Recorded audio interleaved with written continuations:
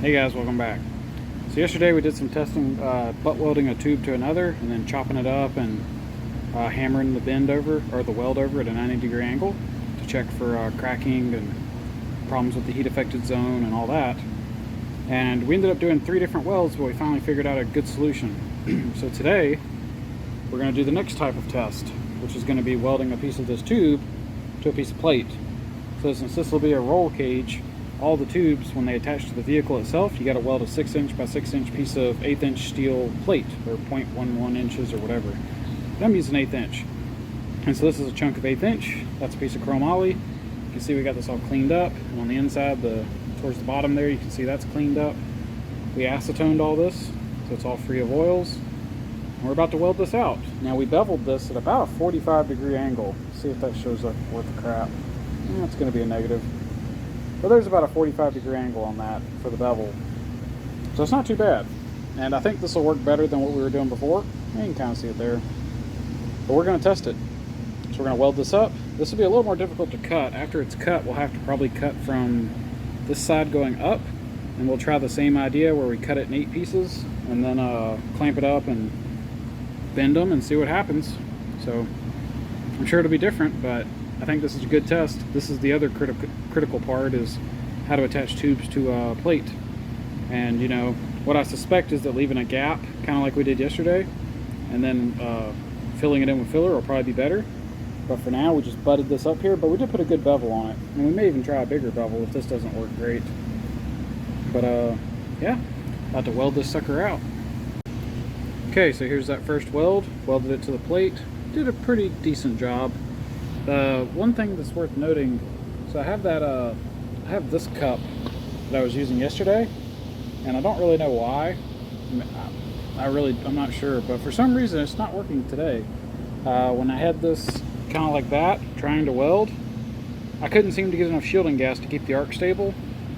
And I mean, I got this fan turned off. There's some fans way over there, but that's like, I don't know, it really shouldn't have been it. I mean, I can hardly feel anything. But I couldn't get this to work. So I ended up having to go to this cup, which is too small. I mean, that one would have probably been right, but for some reason the shielding gas, I got a feeling something's not set up correctly, or maybe you need a different torch to run a cup that big or something. I tried jacking up the CFM and I just couldn't get it to work. So I went with this little guy. This is like a number 6, and that's too small. So you'll note this weld doesn't have it's kind of a grayish color. That's because the shielding gas would, you know, you'd weld and then the shielding gas couldn't keep it shielded while it cooled off. So you get a little bit of oxidation. But the weld itself actually looks decent. So, you know, look at this. That's pretty good. And I really tried to, I didn't want to do any fusion welding. So basically when I stepped on the pedal, I'll kind of give you an example. If I was welding here, I'd basically put some heat there and immediately jab some of this in so that you don't end up fusion welding this part to this part down in the root. I really tried to get this in there and fill that up so that it would fill with filler instead of fill with base metal from the tube materials. So it turned out pretty good. I like how this looks. It's really not bad at all for me. This is great. So we're gonna let this air cool. So we got another 10 or 20 minutes of waiting, and then we'll start chopping, get this ready for test. And here's that same weld after hitting it with a wire wheel. So, turned out nice.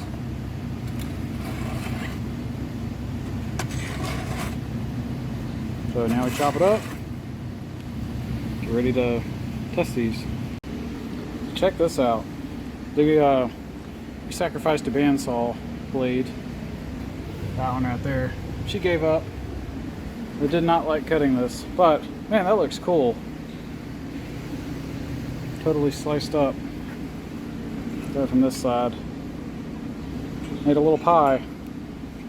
So now we're gonna chop it one more time. That'll give us our samples when we begin testing. But yeah, I like how this looks. Check this out. Borderline artwork. LOL. Yep, here's our samples. So, see the insides. Oh, there's some little spots with welds here and there.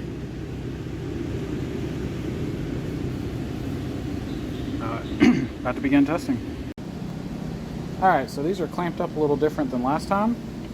You can see here, there's our part, but we're kind of close to the vise. I need to hit it right here, so we're going to try this. Hopefully this works, but we may have to change our setup. We'll see. So, see what happens. This will be putting the top of the weld in tension for the first few.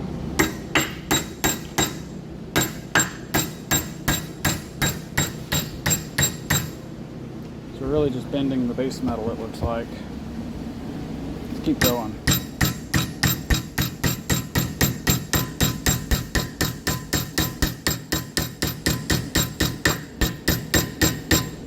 Okay, that's a lot of bending.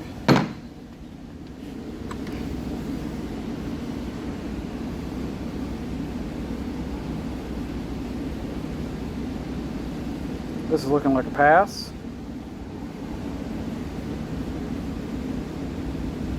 Pretty ductile setup. Okay, awesome. Let's try another.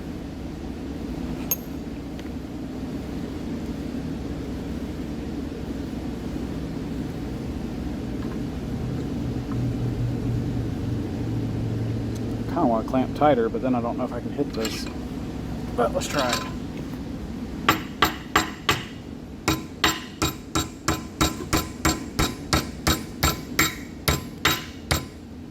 Got to hit my camera. Alright, back up a little bit. But we do have the technology to zoom in.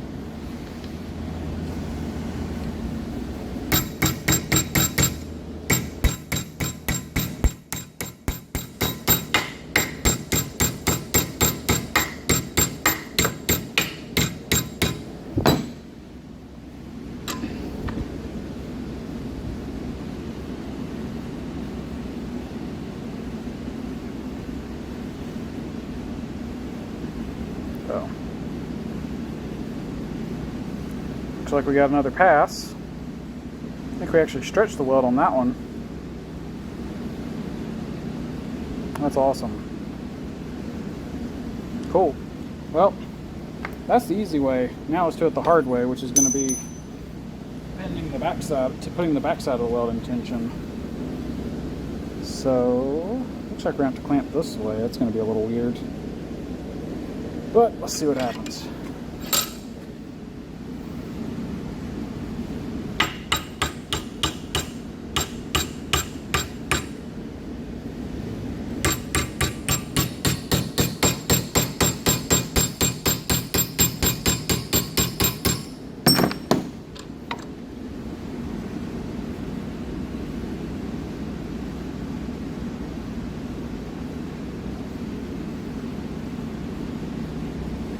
You held on.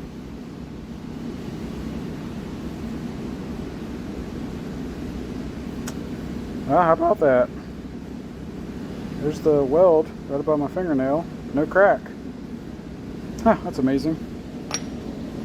Let's try another.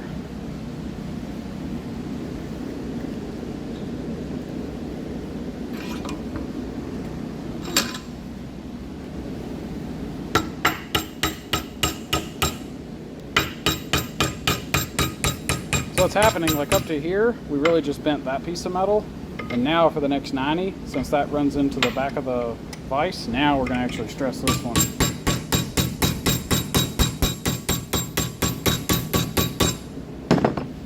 There we go. Look at that one. Plenty. Let's see. Inside. Look at that big fillet in there. Doing its job. I don't see any cracks. That's amazing. Awesome. Man, guess I'm gonna keep doing these, but I already feel pretty good about it now. That's 4 samples total. We got 4 left. Might save 1 or 2 of these. Let's do one more like that. See what happens.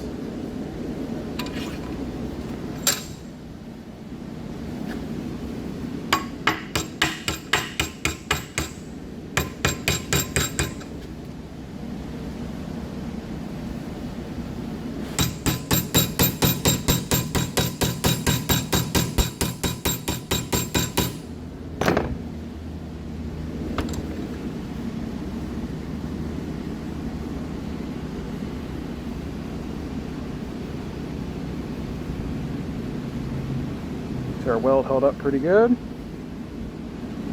We bent the piss out of this metal. Like right here, it's actually stretching thin, and it didn't crack. I'm gonna admit, I'm kind of impressed. You can actually see it gets thinner there. Right there, yeah, where my fingernail is, that's thinner. It was stretching the piss out of the metal, and it did not crack. That's awesome. You know what? I'm happy. If you can, that is all the proof you need to me. That's a very ductile. The heat affected zone is still malleable because we stretched that metal. I guarantee I could hook it with a caliper, and that's thinner. It's very obvious on camera. And it didn't crack. Look at that. It looks fine. Man, that's amazing. All right, I'm done with testing. I'm very happy with that. I'm gonna save these last three to look at. But yep, that is some good stuff. And I feel comfortable welding these tubes to plates. We're gonna do that same procedure. We're gonna bevel them about 45 degrees, and then make sure we get a lot of filler down in that joint so it stays ductile. All right, I'll take it easy.